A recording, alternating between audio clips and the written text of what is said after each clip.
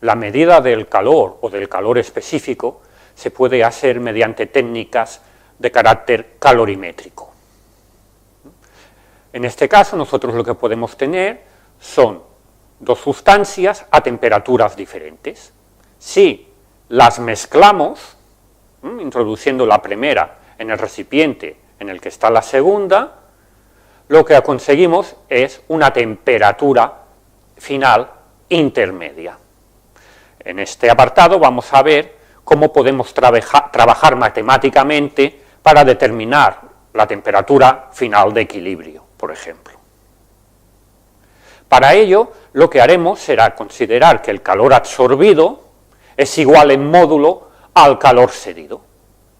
La sustancia más caliente cede calor a la sustancia más fría, y la sustancia más fría absorbe calor proveniente de la sustancia más caliente. En este caso, como no hay ninguna transformación, ningún cambio de estado, la expresión del calor para ambas sustancias es masa por el calor específico de la sustancia correspondiente por la variación de temperatura a la que ha tenido lugar. Fijaros en el convenio de signos que hemos escogido. Hemos hecho que en módulo el calor absorbido sea igual en calor cedido.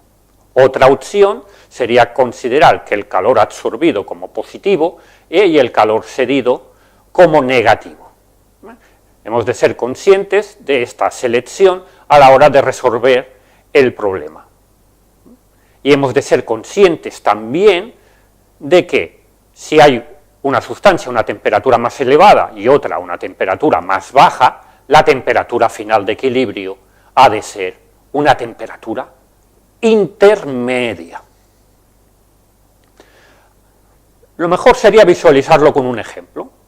Introducimos 100 gramos de un metal que está a 100 grados Celsius en un recipiente que contiene 0,25 litros de agua a 20 grados Celsius. Y podemos encontrar tabulados o el enunciado del problema nos da los calores específicos relativos o respectivos. La pregunta podría ser, ¿cuál es la temperatura final de equilibrio? Evidentemente, también podríamos hablar de que hay una absorción de calor en el calorímetro, pero normalmente en estos problemas que hacemos de carácter divulgativo se suele considerar que el calorímetro es ideal y que no interviene, pero en casos reales tendríamos que ser conscientes que tendríamos que introducir un término asociado a un calor específico equivalente del calorímetro con el que estuviéramos trabajando, es decir, del recipiente en el cual estuviéramos mezclando estas dos sustancias que utilizamos en el problema. Vamos a resolverlo. Nosotros tenemos un líquido a una baja temperatura y tenemos el sólido a una temperatura más elevada. Si introducimos el sólido en el seno del líquido, lo que conseguimos es que haya un aumento de la temperatura del líquido, disminuyendo la temperatura del sólido. En este caso también utilizamos la misma aproximación. El calor absorbido es igual en módulo al calor cedido. Como no hay ninguna transformación en estado sólido, lo que tenemos son las expresiones para las dos sustancias de masa por calor específico por variación de temperatura. ¿De acuerdo?